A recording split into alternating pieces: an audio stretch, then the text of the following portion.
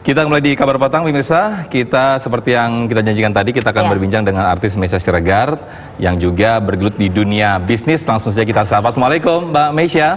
Halo Mbak Meisya. Waalaikumsalam. Apa kabar? Mudah-mudahan semuanya sehat-sehat yang ada di studio yang masih bertugas. Amin, amin. Sehat-sehat juga buat Mbak Meisya dan keluarga ya. Oke, Mbak Meisya, ini ngomong-ngomong sudah berapa lama terjun di dunia bisnis nih, Mbak Meisya? Kalau udah berapa lama sih terhitung bisnis aku yang rendang itu 2012. Kalau baju itu baru 1 tahun belakangan. Oke, dari dua bisnis ini yang mana yang paling kena dampak karena corona ini?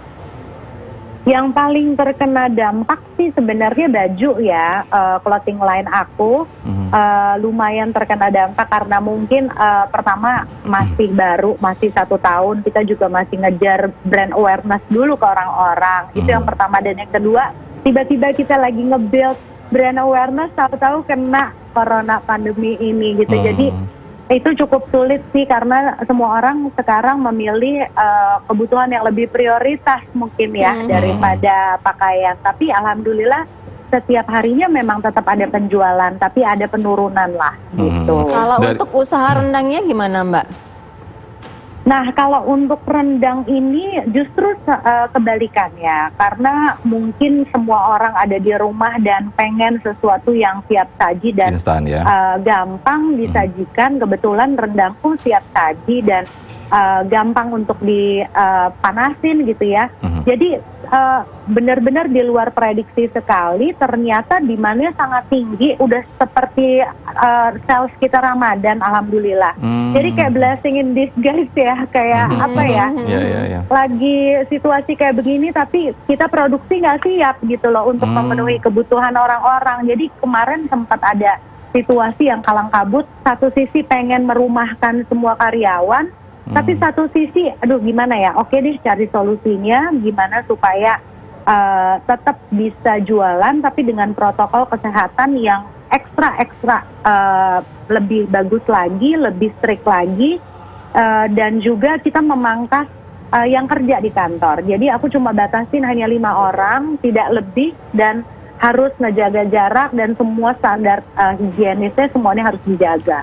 Memangkas itu berarti sudah ada yang dirumahkan begitu, Mbak Meisya? Ada beberapa yang nggak ada urusannya sama produksi, kerjanya dari rumah. Oh, WFH ya? Berarti bukan dirumahkan ya berarti ya? Enggak dirumahkan sih, kerja di rumah. Untungnya sampai detik ini belum ada yang dirumahkan. Karena kalau untuk bisnis aku yang 2 baju dan kuliner ini memang nggak terlalu banyak pegawainya. Insya Allah selama ada penjualan, mudah-mudahan kita masih bisa survive.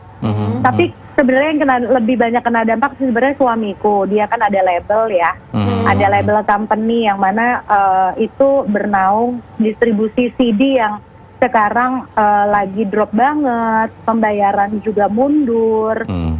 Jadi sedang berpikir sekarang lagi mulai meeting sama orang bagian keuangan sampai berapa lama nih kita bisa nafas untuk overhead kantor gitu loh, karena kan overhead jalan terus kan. Nah gimana nih dengan konsekuensi harus ngegaji, harus apa yang bisa dibikin lah supaya semuanya tetap bisa nafas gitu. Iya, Mbak Meisya, artinya karyawannya ada berapa banyak, Mbak?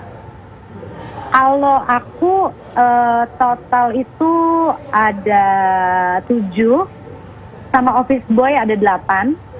Kalau itu 2 diperbantukan, sebentar nak, 2 diperbantukan untuk baju aku karena masih 1 tahun, jadi pegawainya cuma 2 orang. Nah untuk suamiku yang Mega Musik ini juga hanya 3 orang karena kita nggak pakai pegawai banyak-banyak, hanya bagian finance, bagian operasional, dan juga marketing. Nah, cuma kan karena semuanya nggak tim intinya ini memang nggak bisa ke kantor, jadi kita berpikir untuk gimana nih ya solusinya gitu. Oke, Mbak Meisya, ini dari 2 bisnis justru ada dua ini ya, bertolak belakang. Yang rendang justru meningkat pesanan, sementara yang clothing tadi berdampak begitu menurun. Nah ini untuk survive-nya sendiri ke depan bagaimana nih Mbak? Karena kan corona sendiri tidak tahu sampai kapan gitu ya. Iya, kalau intinya sih gimana kalau ditanya gimana mau survive, sebenarnya kita cuma bisa melakukan promo-promo yang lebih inovatif, lebih banyak promo-promo yang menarik yang kelihatannya gitu ya, nggak mahal harganya gitu loh. Walaupun kita tetap yang namanya berbisnis kan kita cari untung, nggak mungkin kita berbisnis nggak cari untung. Tapi di situasi yang ini kita memang harus bikin penawaran-penawaran yang seakan-akan memang ini nggak worth it kok. Lo mengeluarkan uang sekian tuh worth it. Ini nggak memanfaatkan situasi dengan ngejual, mumpung nih banyak demandnya, gue tinggiin aja harga rendangnya. Nggak juga kayak begitu, jangan sampai kayak begitu. Jadi aku nggak naikin sama sekali. Bahkan yang paling bikin aku ngerasa sedih banget adalah kemarin waktu awal pandemi ini lagi naik banget, itu semua bahan baku itu udah diumumin secara nggak langsung oleh supplier kita untuk, Mbak, kalau mau ambil semuanya di depan PO dari sekarang. Kalau enggak, seminggu sebelum Lebaran semua harga akan naik. Daging, karena daging kita ambil dari Australia, yang mana Australia lagi lockdown kan. Jadi mereka cuma punya kapasitas hanya 3.000 kilo. Kita harus bayar semua tunai di depan. Jadi itu Mbak Mesya lakukan? Harus, mau nggak mau. Daripada aku harus naikin harga nantinya, kasihan pembeli aku. Dan aku juga nggak mungkin bisa nge-push sales kalau tinggi banget. Jadi akhirnya aku bikin PO di awal jauh-jauh hari supaya harganya tetap bisa stabil.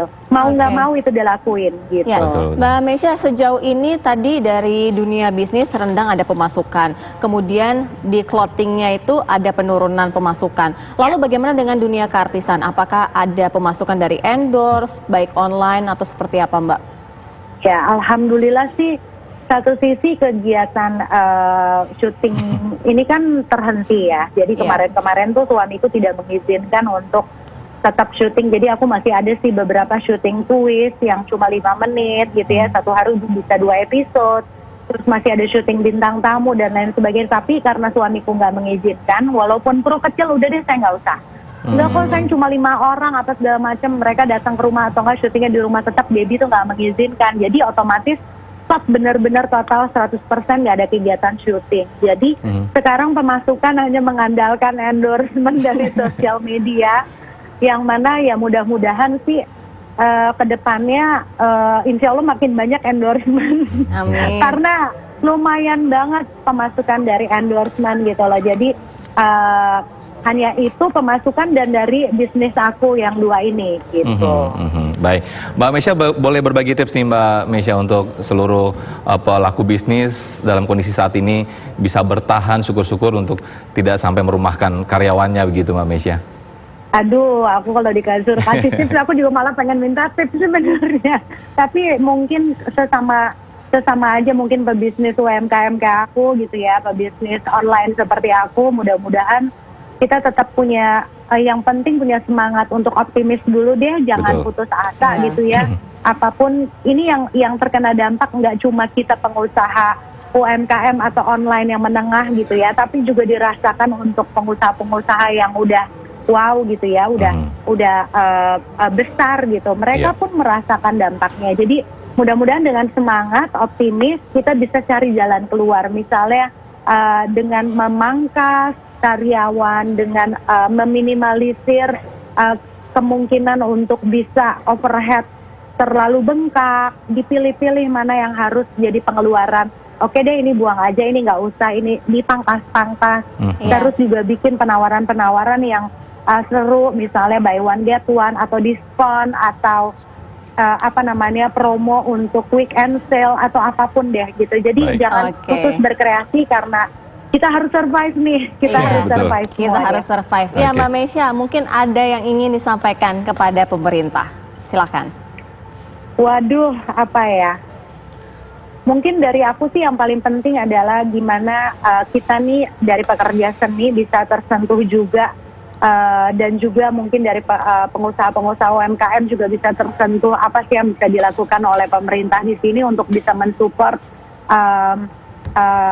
bisnis kita supaya tetap bisa berjalan. Mungkin tidak mungkin normal gitu loh, tapi ada wadah atau ada cara atau solusi yang ditawarkan oleh pemerintah dengan menggandeng kita semua nih untuk tetap bisa melakukan aktivitas supaya perekonomian juga tetap jalan. Itu aja sih dari aku. Baik, terima kasih Mbak Meisya Siregar. Kita juga doakan semoga bisnisnya Mbak Meisya baik itu rendang maupun clothingnya juga bisa terus Lancar, berkembang ya dan sukses. Terima kasih atas waktunya dan juga berbagai cerita Mbak Meisya. Sama Vira, Sofian, thank you.